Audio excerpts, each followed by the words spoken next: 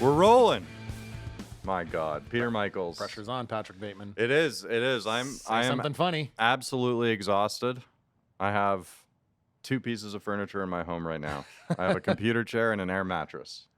I That's imagine that is the nicest computer chair that anybody has ever. No. If you wrap this thing up in a crate to have it shipped. I think I might just throw it out actually, because it's garbage. It sucks. It's not good for my back. Sit on a garbage chair? Yeah. I mean, it was good for the first couple of years, but I'm convincing myself to throw it out so that when I get back from Toronto, I have to buy a new one. Okay, well there it is. But I don't know if that's a smart decision. I can't wait to see what this new chair looks But like. yeah, I moved. I know your chair fetish. I moved most of my shit out on Saturday, Sunday, and then I have one more night on the air mattress. So like it's funny. Usually the story is like every move you make is a bigger move. Yeah. But so compared to when you came out from Ontario to what you are now moving from Red Deer to Calgary with. Well, the funny thing about this move is that a lot of the furniture that I've parted ways with or sold is furniture that my partner and I bought 10 years ago when we were living together. Right.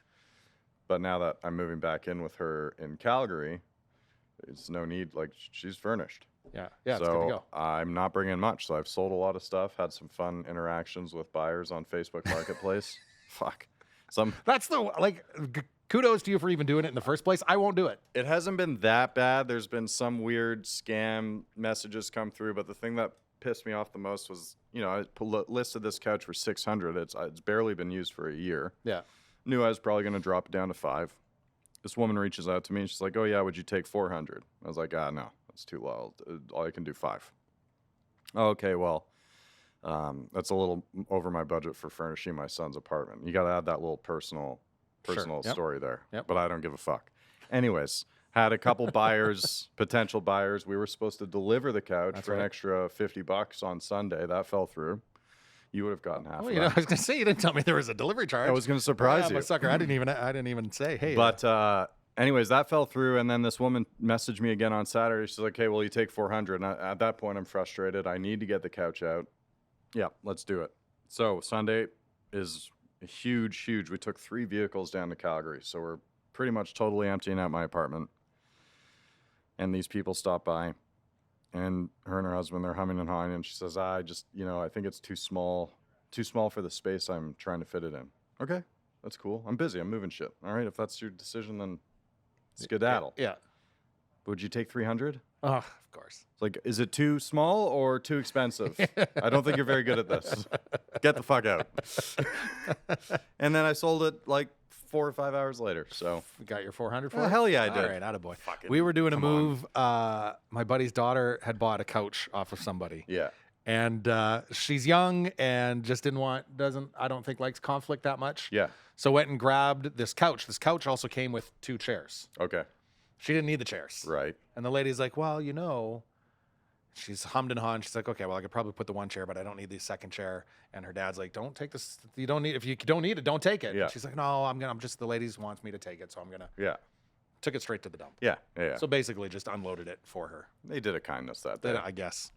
I've done a couple dump runs this week. Friendly folk over there. I would imagine, obviously, most excited to be living with your partner of several years. Yeah. But how much so to see Freddie on the daily? Oh, yeah, that'll be good. I don't think he's going to love it. No? No, because I'm the taskmaster.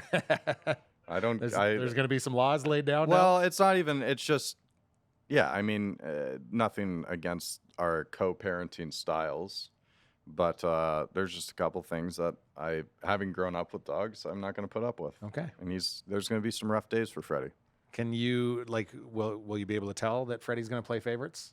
Oh, well, we already know whose favorite is. Okay. I mean, I'm actually surprised, maybe not surprised, because you've been your dog's caregiver since day one primarily, right? Well, honestly, it was more so my wife, because she was a stay-at-home mom at the time, so she was home with him most of the time as a puppy. Right.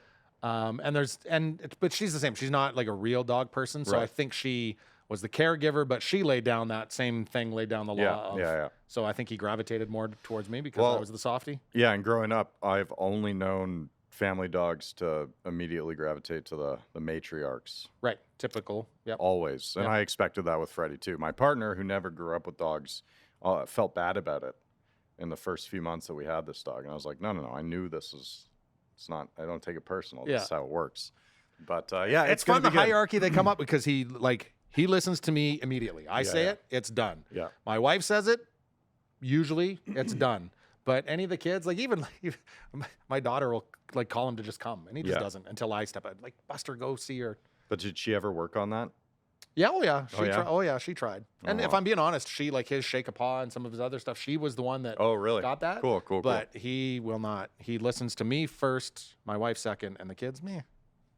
There you go. There you go. Dogs. Dogs, moving, fun, podcast, the road, the stage. We will have a dog show up. Yes, actually, that was really funny. In this chat. Yeah, I'm not sure if it'll be part 1 or part 2. It's always lovely when we have a chance to chat with a musician who's very generous with their time. And that's been 95% of our guests here on the road, the stage over the last 2 years.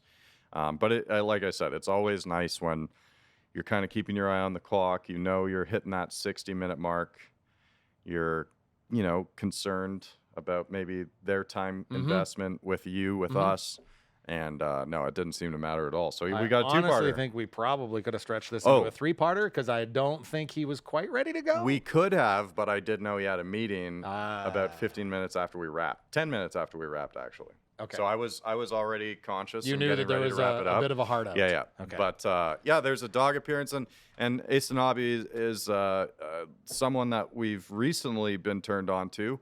Not someone who is very much of a public musician up until the pandemic, really, but his album Watin is fucking incredible. This is a case where we are catching someone right in the midst of that trajectory of like there's a lot of talk. A lot of talk. National, a lot of talk. And it was interesting because we have so many bands that play Red Deer, small, medium, big scale, whatever it is. And a lot of these bands come through town and they do their thing, but it's not always necessarily to the most people. But when Aysanabee played, when Evan played the VAT, I was very impressed with the crowd.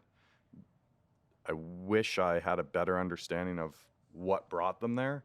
Yeah. Like where did they catch on to this? Where did they find this? Because it is such an impactful, creative concept, very deep, very heavy, very moving.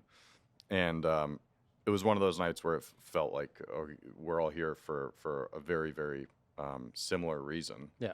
And it just felt different than some shows. I believe it. And this is, there's a lot of albums I think that you and I would say, oh yeah, you really got to check it out. This album's great. We both, this is like you have to listen. This is one of those albums you put everything aside. You absolutely start to finish. Undeniably very good. Have to listen to this album. Yeah. Yeah. And contextually very important. It's good stuff. So thanks to Evan for hanging out with us on the next 2 episodes of The Road, the Stage. Part 1.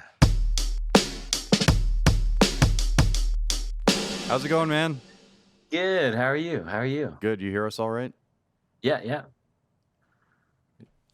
Can you hear me all right? Oh, we can hear you. You Fantastic. can see us good. Everything's good. Oh, yeah. I was just saying you're by far our most prepared interview guest in 92 episodes. Yes, that's what we figured it out. Thank you for that. You're playing the game well, my friend. It's a good time for you. It's been a good start to the year, right? Yeah. Hey, sorry. Is there an echo there for you? I have one of those too. I could set it up if we want. Your audio is honestly sounds fine. Great. Yeah, sounds great. Okay, sweet. Yeah, you are good. So you're home in Toronto after a busy few weeks. Yeah. Busy like that doesn't even scratch the surface. Like it was, I'm sure, had to have been beyond busy. Yeah, it was a wild while. Yeah. I mean, I guess I was home for a second, but then I had to leave right away. So I'm not sure if that really counts. Right, because you were in Red Deer several weeks ago. Your first Red Deer show? Yeah. And then you had this big Calgary Folk Fest thing going on that weekend as well. And then you had, like you said, a second off, and then you were back here for the Junos, right? And then down to Austin. Yeah. My God. Wow. Yeah. And how were those experiences? It was actually, each one of them was, there was kind of just little mental landmarks in everyone. Like going out west, that was my first kind of Western tour. So I was actually, I was really really happy with like how many people showed up to each show. Like I don't think we sold out any shows, but we were like very close to selling out most of them. Yeah. Which was pretty incredible, I think. For me, like never really being out there, never playing out there, so that was huge for me, and I was like so grateful that people showed up. But yeah, like it started my first show was actually like before that, maybe a week before. I played in Prince George for the Cold Snap Festival. Mm-hmm. And yeah, I remember like they treat you so well in Prince George too. They treat all their artists so great, which was really nice. And they knew I had to be in Kansas the next day, so like they gave us an earlier slot at the PG Playhouse. And I remember Irish Mythen, I was playing with Irish, and yeah, she was just kind of like, let's go for one drink. And I was like, I don't know, Irish. We both got to get up at 4 in the morning. We both got to get up at 4 in the morning, and we both got to catch like 15 hours of flights. Yeah. Like, and yeah, so sure enough, we go out for one, and then next thing you know, little sleep. We're just at the airport at 4 in the morning, 4:30 in the morning, just like trying to stay awake. There's not even coffee to be served there yet. Oh my God. And and then yeah, I actually went to Denver, and it was my first time in the Denver airport. And like I had like they gave me 25 minutes to get from my plane to the other plane on the other side of the airport, where I had to like take a train. And it wasn't even for the boarding time. It was like 25 minutes to when it was departing. Oh my God. So I like ran across this airport and like just barely made it, and then got to Kansas. Like I'm like 1 hour of sleep, and like had to play like 3 shows that night. Oh my God. What was the Kansas what were the Kansas gigs about? That was the International Folk Alliance. Wow. And I had never been to something like that in my life. Like I've done a few music conferences now, but like I guess that was like how they used to be. Okay. So like you apply to play them, and like if you're lucky you'll get an official showcase, which we did. But then you do the unofficial showcases. So they usually have like one main hotel, and like all the official showcases are in like the ballrooms. Mm-hmm. And they have like good sound systems, the whole thing. And then the unofficial ones are just like they'll rent like 5 floors of hotel. Wow. And then like all these different organizations set up their own venues in each room. That's crazy. So like yeah, Mundial Montreal had one, like Music Creates had one, Ontario Creates had, and like all these different organizations had their own room, and they had like their own curated artist groups. So, and they're all trying to compete with each other a little bit, right? They're like, oh, our room is the best. We have the best sound system. We have the best decorations. We have free shots. You know what I mean? Like, yeah, bathtub full of beer. I've seen that. Yeah, in a hotel specifically. In a hotel suite, specific during Canadian Music Week for sure. Yeah. And I'd never been to something like that, so it's just 5 floors, and it's like, over 1,000 musicians and hundreds of music industry folks, and it's just like people are just walking, taking elevators, checking out the different floors, and like there's just so much music to see, and like a lot of networking. And yeah, like so I was there for 2 days, and I think I did a total of like 6 shows on those 2 days, and then had to like leave immediately to go to LA to record a song with Ray Zaragoza, and then I flew up to Calgary right after that to start the Western tour, and that's where I met you in Red Deer. Right. Okay, I've got 2 quick questions off all of that. Like it's okay, well, more, but first and foremost, we hear a lot of horror stories about how venues treat artists badly. What are a couple of examples of what Prince George does right that makes you say they know how to treat the artists?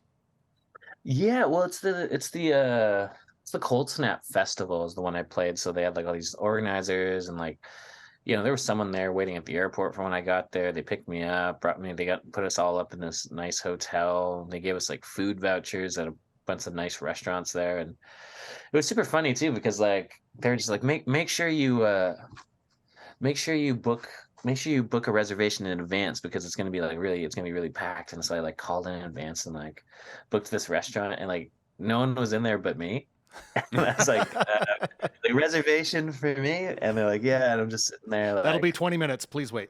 And I'm sitting there. Yeah, it was really.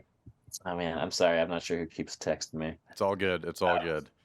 But yeah, no, they did that. They like, um, yeah, they kind of covered a bunch of stuff too. Like they put you up in the hotel, they feed you, you get a paycheck at the end. They're always kind of like asking, "Is everything all right?" Like, it's just they really care for the well-being of their artists, which is Nice. really nice. Instead of just being like more transactional, and they're like, yeah, make sure you're here on time and make sure you do the thing and entertain. And it's like, Yeah. it was like a very much really, really nice interaction. Well, that's good And because that means that they're probably going to have another very successful Cold Exactly. Snap music festival. Exactly. yeah, definitely. Because it's like, it's cool. It's like this kind of quiet little mountain town, right? Well, Mhm. I'm not even sure if they actually weren't a quiet little hill town. We'll go with that. I was hoping to see more mountains, but I always do enjoy seeing mountains. But yeah, everyone was yeah, super great. I couldn't recommend it enough if anyone like gets an offer to go up there, because like it's just people are there and they're really engaged. Like every show we played, like everyone was there to listen and hear it and be a part of it. So yeah, it was a really great experience. Okay, the second thing off of that is just listening to all of this. Do you like journal at all? Are you chronicling this? How, like, there's just so much going on. I'm gonna have to go back. So I have like the next 5 weeks off ish. So Yeah. I think I'm gonna have some time to kind of reflect on it. I take a lot of Instagram stories. I'm not sure if people watch my Instagram, but that's kind of nice. I take a lot of pictures as well because I don't get a lot of downtime. You think I'd get some downtime, but if I'm not like playing or on my way somewhere, I'm usually like responding to emails and stuff and like that. So don't get a whole lot of downtime. So I do love taking pictures because like for a lot of the solo stuff, I'll usually travel by myself or whatever, but it's still kind of go, go, go. Um, and I love like the phones now. When you take pictures and stuff, they'll build you little slideshows and stuff Yeah. and whatnot and be like, This And day, 4 years ago. Have you noticed the music they put behind it? Like it almost, I Yeah. actually just had one pop up of my daughter the other day on my home screen, and I'm like, oh look, honey, it's like a slideshow, like- and it's almost like a funeral. Oh, really? Like even the music that that or starts like in the background music is kind from a Rugrats episode or something? yeah, no, it's really nice because like I remember like I'll be on like a plane or a bus or whatever. So I'll be somewhere and then like I'll get the notification, be like, oh yeah, and then it shows you like this was your month of this month or this was the week of this week, and then you're just like, oh yeah, that happened and that happened. So that's why I'm like really like I'm kind of people who've seen me more than once are like, all right, do your thing, and I'm just like, all right, grab the selfie and it's, yeah. No, you do seem pretty good with your social media. I mean, and even from our perspective of trying to book this chat with you, like you seem extremely professional for a musician who to us doesn't appear to have been on the scene all that long. No. Like I guess I started like I signed with Ishkade like July 2021. Wow. And yeah, I was still working full time until like last March. Yeah. A year. You've made it a year Yeah. without a day job. That's incredible. Congrats, man. I know, and I'm eating good food still. Like, You don't even need festival vouchers. You're just eating good food. That's awesome. That's awesome. One of the things that I wanted to ask you about, you were doing this Western tour, and you are with Ishkade. It seems like they're a fantastic label to be with, accomplishing great things already. How was that Mustang? Oh, yeah. So I got back up from LA and like I went to the Calgary airport and they're just like, we only have one car left. And I was like, oh my God. Like I booked this thing 3 weeks ago. Mhm. Like I thought they were going to give me some little smart car or something like that. Like, and I was so be struggles to like get up to where I needed to go or even Yeah. put my stuff. But it's still kind of what, like, but yeah, they're like, this is all we got. And it was like a Ford Mustang. And I was like, all right, this is actually quite funny. And it was like a convertible and I was everything, gonna right? say, Like, and in March in Calgary, a convertible. Yeah. You put the top down anyways, didn't you? I did it in Calgary. I did it. I think like I bumped into my friend Lacey, and I was like, "We got to do this, man! Like it's here. I don't even think I've ever driven a convertible before." So we like took it down. We like made it down like maybe 5 blocks, and then we're just like, "Are you really cold too?" Like, Worth it though. Worth it for a few Yeah. minutes. Yeah. Yeah, you enjoyed that to like this your first time really playing shows on the West, and you were on full on promotional mode as well, right? Yeah. Yeah. Yeah. Yeah. Like weird. Like I mean, I put some posts up and kind of did like some sponsored ads or whatever, but You did some station visits too, right? yeah, actually, yeah, that's true. We did do some like radio tours, which were really great. And I didn't realize how much I would actually like love radio. It's really fun to be on radio. I don't know. It's like different than being on like having like a camera shoved in your face or something. Yeah. Like Yeah, it's yeah, totally. A little more but yeah, chill, kind of like the podcast vibe, a little more chill, just some yeah, good yeah. conversations. Yeah. Oh, exactly. I really loved being on the radio tours.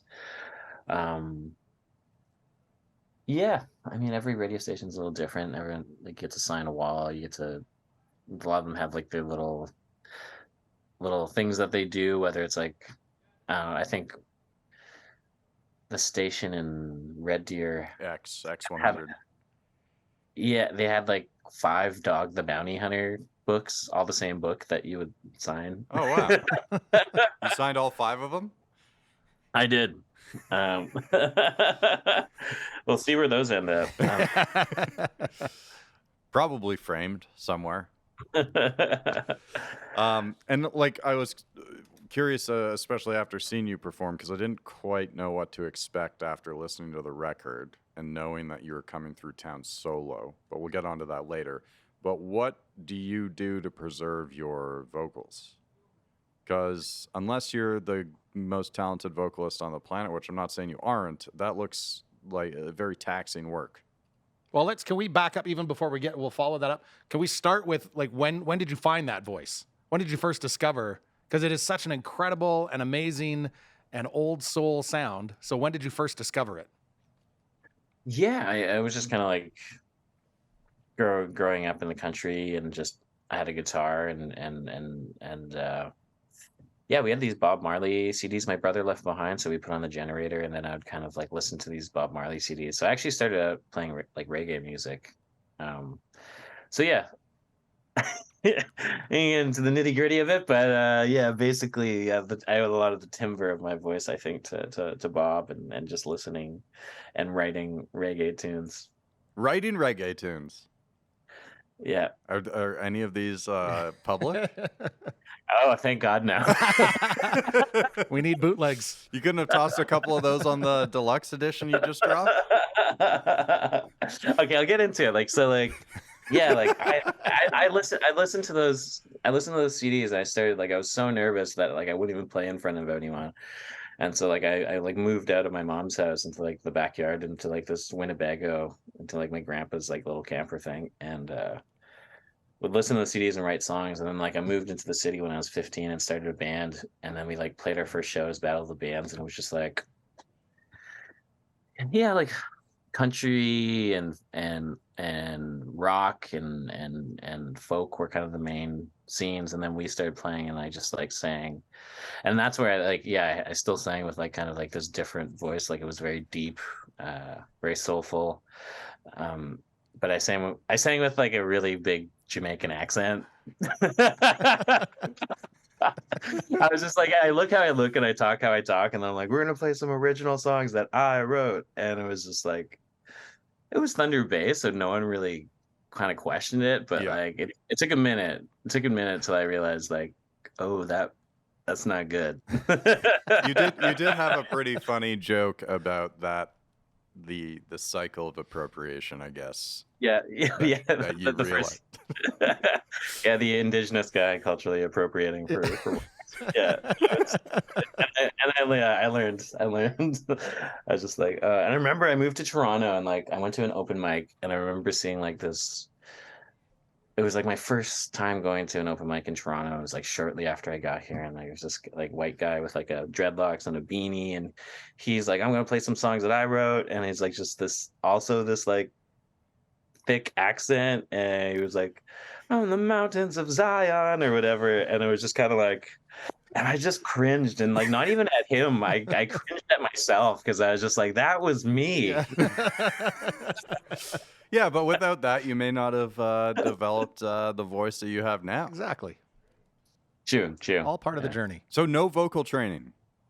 No, except I did the Junos masterclass in October last year, Mm-hmm. and they gave us an hour with a vocal coach, Jasmine Denham, and then, or Desmond, sorry, Desmond, and I ended up working with her like 2 weeks before the Junos, just to kind of Okay. do proper warm-ups and warm downs and like how to treat your voice. So yeah, I still try to do his warm-ups kind of as frequently as I can. I'm trying to make it kind of a daily practice, Mm-hmm. just to kind of make sure I'm like expanding my range and yeah, I think as far as vocal health, like obviously nothing beats sleep and water. Yeah. But you kind of don't always get that. So, I'll just like, if I have a long run of shows, like I will just try not to talk very much. Yeah.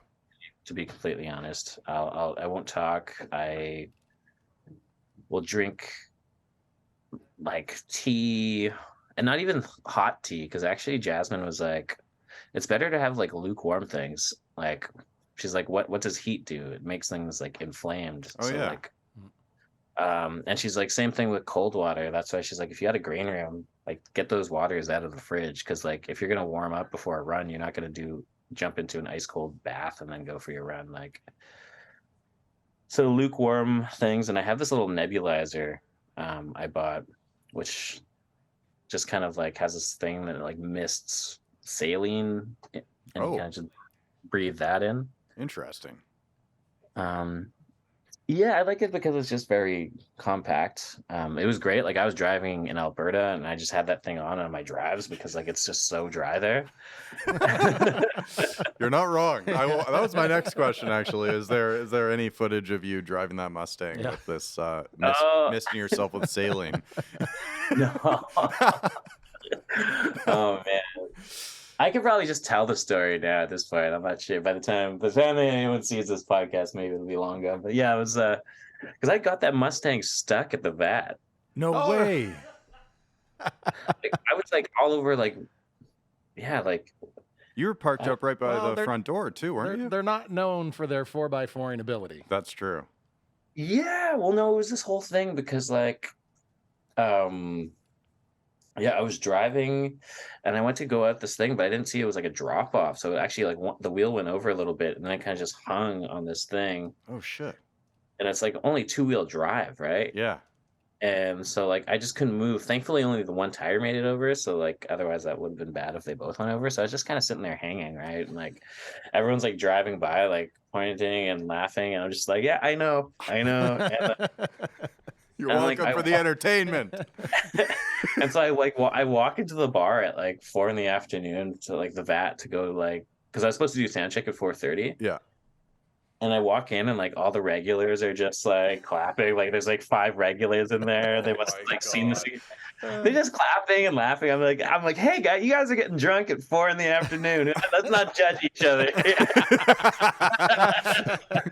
So wait, you got this stuck like it was in the parking lot or near the? It was right in the parking lot. Oh yeah. no. And but they were all great. They all came out, and there's just like now there's like 5 of us just around this car, and one guy's like, "Well, I got a tow rope, but he's like, it looks like nothing but plastic under there. We'll probably rip it apart." And I was like, "All right." And the other guy's just like, he's like, "I got a jack, but yeah, I don't see any place we could like jack this up. They just don't make cars how they use." And then like one guy's like, I got AMA. Like I'll call them. The tow truck will come and we'll get you out." So I ended up just hanging out with them for a while. But like every 10 minutes, like a new regular was coming up and would just be like, "So who's driving the Mustang?" It was this whole bit. And I was just like, and then like eventually it came and it was super chill. Like I ended up just hanging out, like bought everyone around and that was that. Did the sound check, and that's also where I met Denver Swainson as well, who was the opener. Like he like showed up, and I was like sitting there watching the tow truck get my car. I was like, "Oh hey, I'm Denver," and But yeah, it was funny because like it was like 9 p.m. The gig was about to start, and like I was like having a cigarette out front or something, and some guy just came up and he's like, yeah, he's just like, so who's driving that Mustang? Like it's all over Snapchat. Oh my God. Unbelievable. That's It's amazing. on the Red Deer subreddit. I did not see it on the Red Deer subreddit, but that would have been pretty funny. Well, you got a good story for the next time you come through town. Yeah. Yeah, no, exactly, and it was good. And then then I went up to Edmonton, did the Avery, came back, went to Calgary, and then Vancouver, and yeah, every place was so awesome. Like I remember even Edmonton, yeah, like the Avery area was great. And even without Like, touring, had you had experience out here before? Have you traveled out here at all before, just on your own, or this was like a first time out this way? no, I've been through a couple times. I never spent a lot of time in Alberta. Like, I guess my first time was like on a Greyhound bus when Greyhound was still around. Like, I was like visiting a friend in Vancouver, and I do remember like leaving Calgary and being like, "Oh my God, it's in the mountains!" And then Yeah. like an hour goes by, and you're still like, "Oh my God, they're still right there." 8 hours goes by. These mountains are even better. Yeah, those mountain. I did that Greyhound from Calgary to Vancouver and back a lot when it was still in service, like 10 years ago, and that's such a sick trip. Yeah. Such a cool trip. The people you'd meet on a Greyhound too, incredible. Mhm. Oh yeah, no, super great, and not the most uncomfortable seats. Like I don't know how they Yeah, that's a good point. trying to sleep on those things somehow was just like impossible. Even if Yeah, you had a whole row to yourself, you're still like in this weird contorted like position. yeah. So good riddance. No, just kidding. Well, yeah, No, I no, do it's miss really it. sad.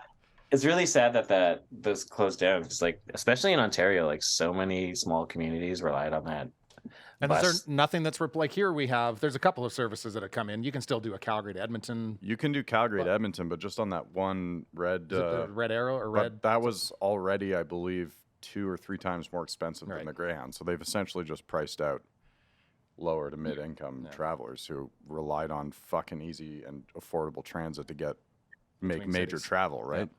Yeah, it's the same in Northern Ontario, and I don't even think they've really replaced it with anything, to be completely honest. Like I think, Terrible. Maybe Just take this $600 flight for 2 hours, an hour and a half. yeah, it's crazy. wild. It's wild. Oh, Yeah, it's not, Bet. not. I miss the Greyhound days. What's your longest Greyhound trip, Evan? that was probably it actually, because Yeah. I was living in Thunder Bay at the time and took it from Thunder Bay to Vancouver. Wow.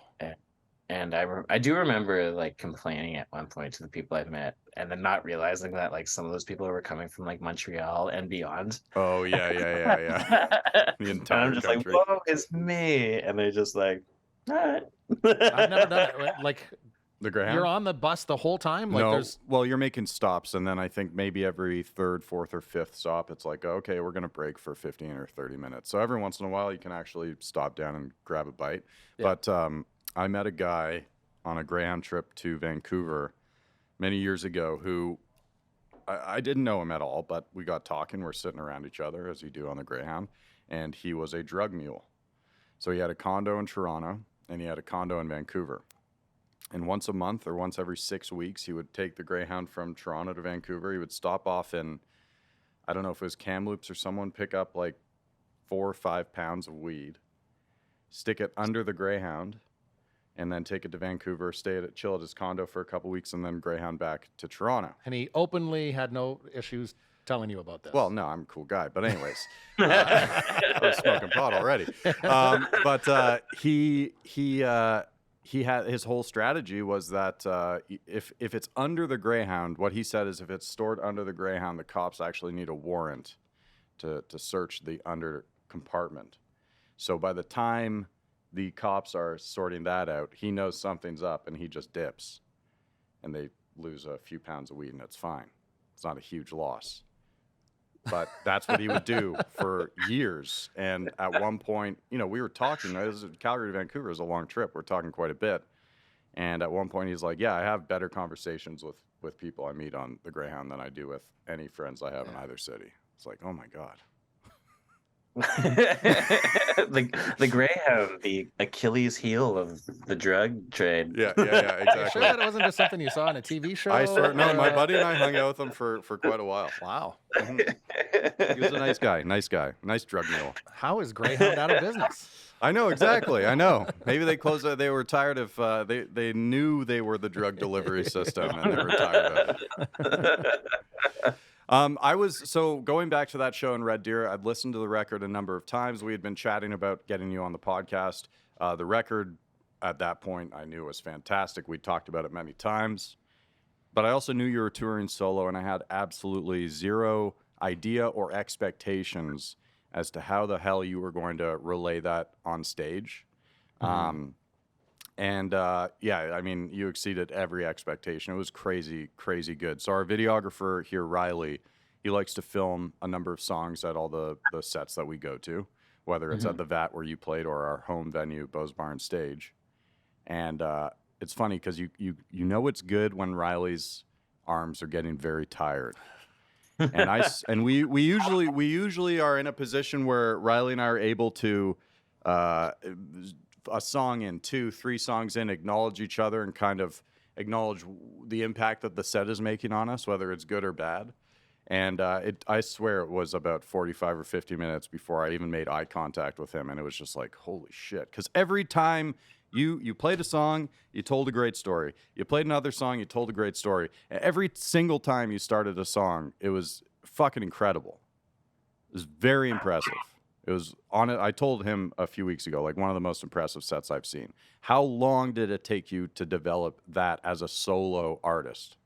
I think a lot of that came during the pandemic, to be completely honest, because like I actually I used to be fairly I used to have pretty bad stage fright where I wouldn't actually be able to tell the stories. I'd just be kind of like, and this is the title of the song, and then play it, and Wow. And You've come a long way. Everything just with the more the more times you do something, it's not even like the stage fright or the fear or whatever ever goes away. It's just kind of, you just learn how to manage it, I guess. Mm-hmm. And actually, like a lot of the time, like if I don't feel nervous, that weirds me out. Yeah. And honestly, I like being nervous too, because like it gives you this little like adrenaline rush. Totally. And it gives you like more energy to do the thing. Yeah. And as far as like, because like playing solo, like I was jamming with bands before the pandemic, and it was just kind of like, when we all got locked down and I started playing, I'm like, this doesn't sound as full. And then I bought like a pedal, and then I bought 2 pedals, and then it's a really slippery slope. And, like I just have all these different little machines now that I can plug my guitar into and kind of like make these like, textures and sounds and kind of really help like fill frequencies. Yeah. Which is nice. So yeah, like that's been really helpful. And like I have like a vocal harmonizer and a little stomp pad, and eventually I'd like to get into more looping stuff. Yeah. I just haven't found the time. Well, yeah, I mean, if you've only learned most of that stuff in the last 2.5 years, I'd say you've got time to take up the looping. Yeah. That's crazy, man. So all of that is just self-taught, hanging out at home, lockdown, figuring it out. That's wild, dude. That's crazy. Yeah, and I haven't even scratched the surface of what a lot of these pedals could do too. Like, they're all the digital ones that have like, you can like mod almost every aspect of the effect that it's giving you. Yeah. To the nth degree. So it's just like endless. Like I have the Strifecta, like the 3 Strymons. So it's like what you can do with those 3 together is just endless. Yeah. And for any gearheads out there too, I did find this MIDI controller pedal that's made by let me see it. Let me make sure I'm not giving you the wrong one here. Morningstar. Just because like it's you can mod it quite a bit, so you can actually program what each button does, and then program the banks, and then so you can like program one button to alter, because you can daisy chain all, like a lot of the newer pedals, you can daisy chain them with MIDI. Okay. And so when you do that and plug it into like a MIDI controller, like there's other brands and stuff too, but that's just the one that I got, and like And then you can have this button that you just press, and then suddenly it shifts the settings on multiple pedals all at once. That's crazy. To get whatever sound you're trying to make for this one particular song, instead of having to be like, wait, guys, let me just go up 10 banks on this pedal, and let me go up a few banks on this pedal, and like, let me just spend 2 minutes adjust it. You know what I mean? Got to get around that, which is really nice. A lot of other people are just getting multi-effects pedals, so that's the other thing you can do. You're not, though? You want to know a bit more about the process or what? Yeah, well, I just started getting I started with the more analog ones, and then started slowly building, and now it's just, I don't know, I guess I could switch over, but it would probably make traveling a lot easier. Yes. Just with, the star being on the rise and talking about some of these pieces of equipment, have you got some endorsement deals being thrown your way? Is it? No, not yet. Mustang. Yeah. Yeah. I got 1,000 nebulizers now. I don't know. Let's see. I got to reach out. I don't even know how that works. I saw Zune just got a whole carton of Blundstones. What do you like? I don't know. It looked like 30 pairs, 40 pairs of Blundstones. Apparently, none of them fit him though. Is he just going to be throwing them out during shows? I don't know. 3 pairs of blunnies to the crowd. Yeah, I don't know, but we'll see. Maybe they will give me a pair. You were rocking Blundstones in Red Deer, right? Yeah. That was my payment for playing Massey Hall. Oh. It was a fundraiser, so I was stoked to get anything, and when I got those, it was great because I just come from Sandy Lake, where I bought a pair of winter boots, but then somewhere between there and here and moving, the boots got misplaced. So when I played the Massey Hall gig, I was like, oh sweet, I got winter boots. What was that Massey Hall gig? It was Hayden Dresser does this fundraiser called the Dream Serenade. Okay. And it's just a fundraiser to help children with development issues. Mm-hmm. Because he has a family, and it kind of affected his family. Mm-hmm. So he started this fundraiser to kind of help people, because I guess through his own experience just realized how hard it is to kind of make that sort of dynamic workable. Yeah. So yeah, he puts on this Dream Serenade every year, and usually has over a dozen artists play it. Okay. And yeah, I ended up getting an email. I'm not even sure. I never actually got a chance to talk to him to ask if I was his first choice, because I was having lunch with my buddy Sebastian Gaskin, this other Indigenous artist, and I'm playing Massey Hall. He's like, I was supposed to play Massey Hall, and then he goes back. He's like, shit, I didn't answer the email fast enough, and I was like, wow, I wonder. No. I answered that email like that. Yeah, I bet. Massey Hall. So that's your first time, obviously, I'm assuming. Well, we played it probably 8 months before that, but it was you weren't allowed to have audience members. Oh, okay. It was they were doing the film series, right, for a bunch of artists. I'm not sure whatever happened to ours, if it's gonna actually come out, but it was really pretty sweet. What was that like when you actually did get to play that hall in front of an audience? It's the sound check that got me, because I remember doing the sound check, and you just looking at this. I've only seen it from the other side. Yeah. I hadn't seen it from that side, and so I remember my leg was shaking when I was doing sound check. I was wow. Like, oh. And then as soon as people were in there, it changed, and it was totally fine. I think it was just being in that big hall and it was empty. It was just oh, this is a big deal. Yeah, such a beautiful room with so much history too. Despite the room and the history of the room, once you're on stage and you're in it, does the room play a role at all, or is it just you're in show mode and it could be any room once you're going? No, definitely. I will always finish a set, but I don't think I've ever walked off or anything. But yeah, no, the room definitely plays a part for sure.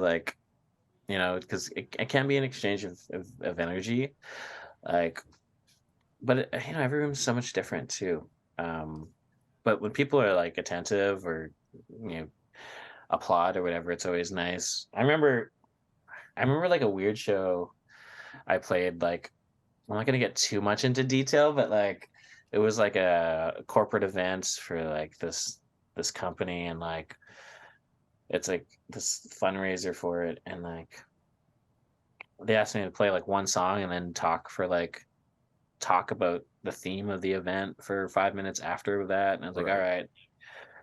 And like I went there and I played the song, like, because they didn't even give me an introduction. They were just like, yeah, no, we're gonna roll the commercial, and then you're gonna go up. And I think they just thought I would be so good that everybody would stop talking. Oh, okay. So like that didn't happen. So like I'm there, I'm playing, and then like the commercial thing ends and I'm playing, and like everyone's just still full on talking, and like that was fine. Like I think that was just my first corporate event, so I didn't realize that that's kind of normally what they're like. Yeah. And that's probably why they pay well. Right. Right. And so like so like yeah, I'm playing and like everyone's talking, it's one thing, but then like even like Margaret Atwood was like at the table in front of me and she's just talking so hard, and I'm just like, Oh my wow. God. As like a fellow like person in arts, and you're right. Yeah. But it was whatever. I was like, okay, people haven't seen each other in a minute. And then I had to like do the 5 minute like talk about the theme, and then I'm doing that and everyone's still talking, and I'm just like, oh yeah, then this and then and I'm just like, okay. And I walk off, and man, and the ironic part was like as soon as I finished, like the host goes up and gives this land acknowledgement, and then everyone just pipes down. And I was just like, oh man, if that isn't the truth right there. That's so brutal, because like, I mean, the context of what you're playing too is pretty. It's not only I think it's important, but it's extremely vulnerable. To Yeah. those that don't know, in the pandemic, you recorded it was over 200 hours, right, Yeah. of conversations with your grandfather. Yeah, because it was just like an hour phone call with him almost every day, like if not every other day, just over the first year. And what was the original spur to do? Because we talked about it in my family forever. My dad was a big fan of getting stuff written down so that we have it, and we didn't. Unfortunately, before he passed, we didn't all get it fully done. But it's something that I think is so important, and we have the ability with phones and everything so easily now to record those conversations. Something even as simple as somebody had brought it up the other day about, if you're, if it's an Easter dinner or whatever dinner, and you've got your mom and your grandma and you're baking, just get the phone there Oh, and yeah. record so that you can record what's going on and Never have thought that. about that. Yeah. But like, it's a great idea to chronicle and do. So like, what was the very first spark that made you decide to do that? Like, you do have a journalism background that probably helped Yeah. out in that, right? Yeah. I think it was the combination of a lot of things, but I guess it was like him telling me this story about like his grandmother who had like who was like would have to like go and chop wood and like fill the canoe with this wood and like have to like row it back to the camp or whatever, and then she had like flipped the canoe in a storm and had to like swim back or whatever, and then there was just details of the story that I remember him because he was telling me again that, and then there was just like his health wasn't so good at the time, and like his memories weren't so good, and his memories are still hit and miss, but yeah, it was just kind of like the way he was telling me the story. There was like a bunch of details he was like not remembering that I remembered from when he told me the story, Oh, and and yeah, it was just like yeah, it was a combination of that, combination of me like moving into a long-term care home and like the outbreaks that were happening at long-term care homes, like just worried that he wouldn't, an outbreak would happen and he wouldn't pick up the phone, and that plus like even for myself as well, like it's just, I've lived off reserve. So like, I didn't I only lived in Sandy Lake First Nation till I was 4, and then my grandfather moved me to live with him in the pod. So there was like, I think with me and just a lot of other people across the country who didn't grow up off on reserve, there's always this kind of struggle to like reconnect with your roots and stuff, and like whether or not like, you know, even not growing up around the culture, but just like whether or not the community accepts you and stuff for being off for so long, you know what I mean? And so yeah, there was like this sense of urgency to kind of just record his stories, because like I didn't know if I'd get access to my community and stuff, and like um yeah, so I him being kind of like my last direct connection at the time to my roots and where we come from, like that was kind of the spark of kind of like the combination of all three of those things I mentioned were the spark to kind of just, do you mind if I just record these just for, even just for like, all my immediate family hasn't lived on reserve for a long time. And so like, I don't know, like, I know like Amanda and Shoshone hate when I use the term like assimilated, but like, I grew up not on reserve. I grew up in a lot of northern towns and stuff. With a and different name as well. Yeah. And so like, yeah, it was all just kind of an urgency to kind of get these stories and kind of like have them recorded and like know like where we come from and who we are. But it was just for posterity to begin with. Yeah. Right. And then you realized, oh, this could make really There's beautiful material. art if I'm willing to, expose it and let it out there. Was that difficult at all? Well, I think when I started, no, because like when I started the project, it was just like I hadn't signed with the label. I kind of like given up on trying to be a career musician. So I just thought like this would be like just a project I work on when I wasn't working in the news, and like would just be like something I could do to kind of just record my family story, because like I think for a lot of people, like the whole identity thing, like it's so much different for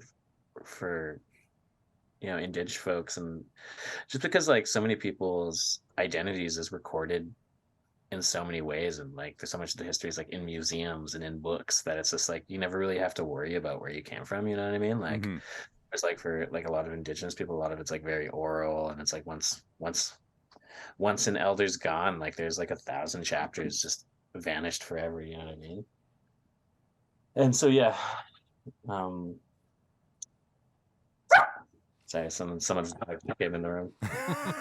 We like dogs. I do love dogs. Was there an age where you were like where your grandfather or your family started telling you these stories, or have you kind of been familiar with them for most of your life? My grandfather would tell me stories every once in a while, like not like he wouldn't like, yeah, he never really, unless you engaged him about it, he never really. Hey, no worries. One second. No, We'll need to bring the dog back for a full introduction at some point. But yeah, I think like my grandfather, like his history is so rich, and like his memories are so like so much there, and he's lived so much life, and but I think because of him growing up in those schools and kind of having this thing like forced on him, you know what I mean? Like, and this thought process is forced on him. He kind of never ever tried to like make us listen to certain things or whatever. And so unless you engaged him about something, like he wouldn't just start telling you stuff.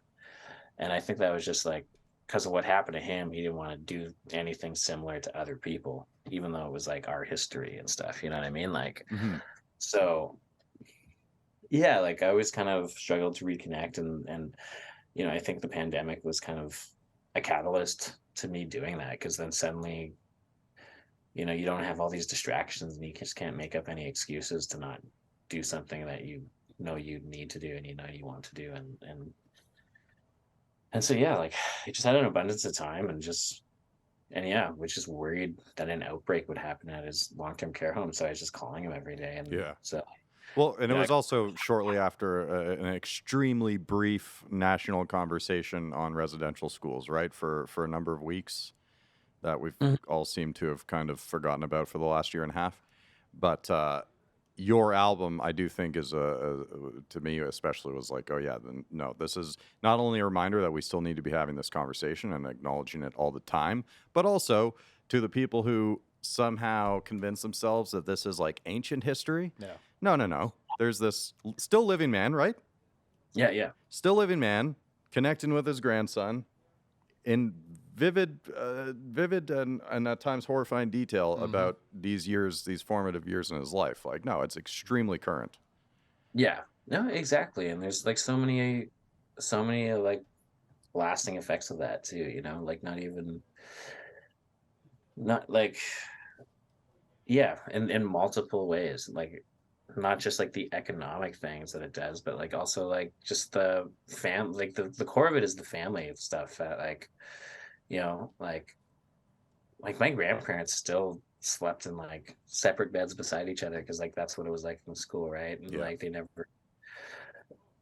never kind of did the, yeah, they never were never like around families, you know. They were just in these schools, so they never really got to know what it was like to be in a family and how a family kind of functions and like how you pass down life lessons and how you just communicate with each other and how you like give advice and all this stuff, right? Like, so Yeah. it's all these things that like that seem very normal, but like that get so taken for granted in like a family kind of setting.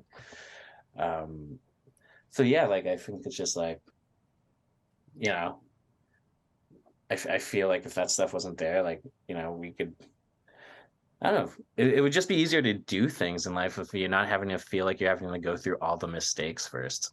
You know, you just get good advice maybe from the boot, you know, like. Yeah, that's a very good perspective. I guess that would be nice, I guess.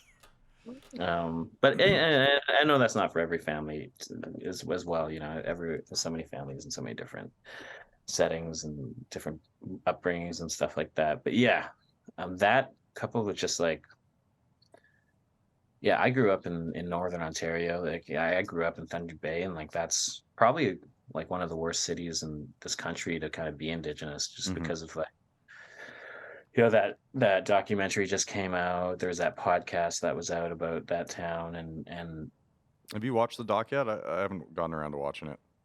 I haven't watched the doc yet, but I should. And I mean, the podcast itself was pretty harrowing. yeah, They did a very good job of shining a light on the state of things in that area for sure. yeah, and I think it was just like, I think like all these conversations, you know, any conversation helps. You know, it's just kind of like, um, yeah, like Thunder Bay is like a hub for all these flying remote communities, right? So when a lot of the people come down there's a culture shock, but then there's so many other things too, like, you know, there's just a lot of ignorance to how people got to where they were. Like a lot of people won't realize that, like, you know, they'll just see a drunk person on the street and they'll just be like, oh, yeah, native people. And it's just like, well, you kind of don't know, like, that person is there for probably, you know, there's people in particular who I know, like, yeah, like that guy went to residential school and he's just like, he's just kind of like drinking to forget. Yeah, Like, scarred. And then how it yeah, doesn't just affect that person, but everybody in the family, and it trickles down. And then the big thing is it trickles down through generations. yeah, exactly. So it's just like, yeah, having these conversations, because even, yeah, like there's people from there who had reached out to me and they're like, wow, I didn't know all these things. That's crazy. Like, so yeah, like that was kind of some really, like, I got some really validating kind of feedback from this record. And, you know, partially one was like people being like, hey, my name's John and I'm like 35 years old and I'm white from this town, and like I didn't know all this stuff was going on. And like it's like that was super nice, you know, that they're like, wow, he's like, I'm gonna do some more reading. And like that was It's awesome. huge, Like, yeah.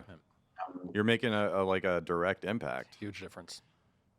yeah, and I think the biggest thing, like, it's like I was worried because like I got really nervous once like I started realizing that this was gonna like start reaching more ears and kind of be kind of heard nationally and stuff. Because like when I was making the record, yeah, like, I literally thought I'd be working on it for like the next 4 years, and like when I wasn't too exhausted from like doing a day of news, that like, you know, I thought it would take a long time. I didn't realize like I'd meet Shoshone and Amanda and Yeah. I'd actually have time to do this. And then you know, when the songs are written and they're recorded, like I was listening to the album and was just kind of getting Because there's this whole conversation too about even having the interludes and like whether or not we should have like trigger warnings on it and stuff like that, right? And then that kind of got me thinking of like, yeah, like what happens if like a residential school survivor hears this and like I just re-traumatize them? Like, so that started like kind of weighing pretty heavy on me. But we put the album out, and then like,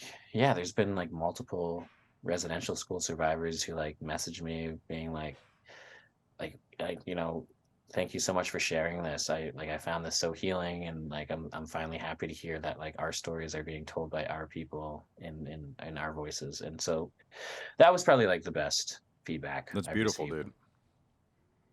dude. Yeah, that's great. I like that, and that feeling of together, right? So, you know, these folks realize they're not alone.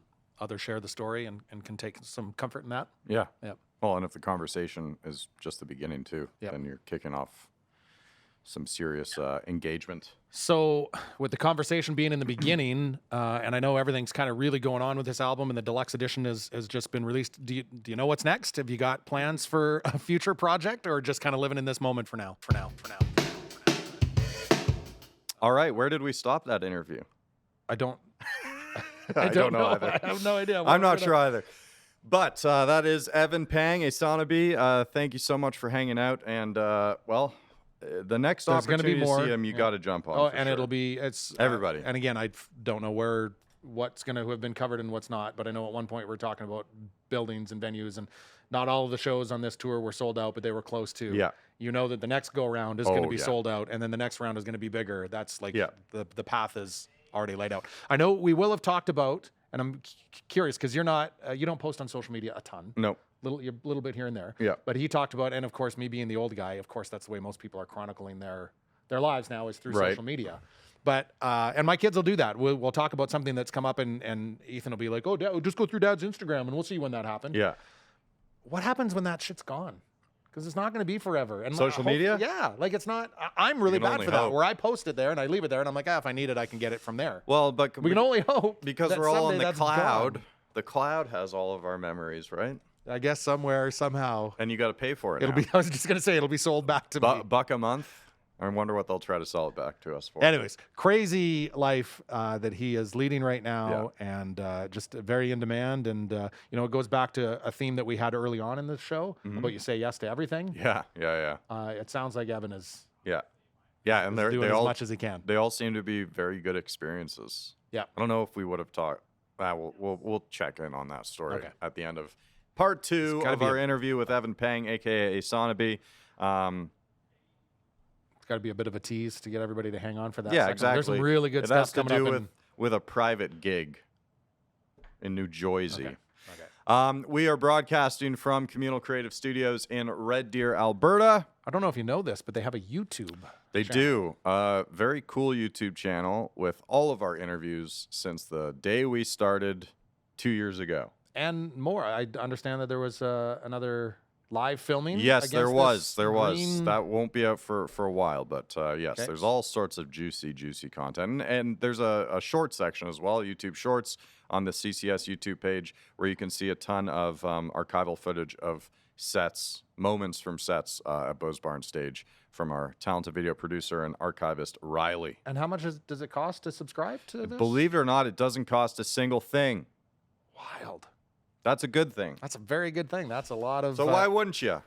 That's a lot of content to be consumed for free. Subscribe to the YouTube channel. Follow us on our socials at The Road the Stage. And what else? We will carry this conversation on next Wednesday.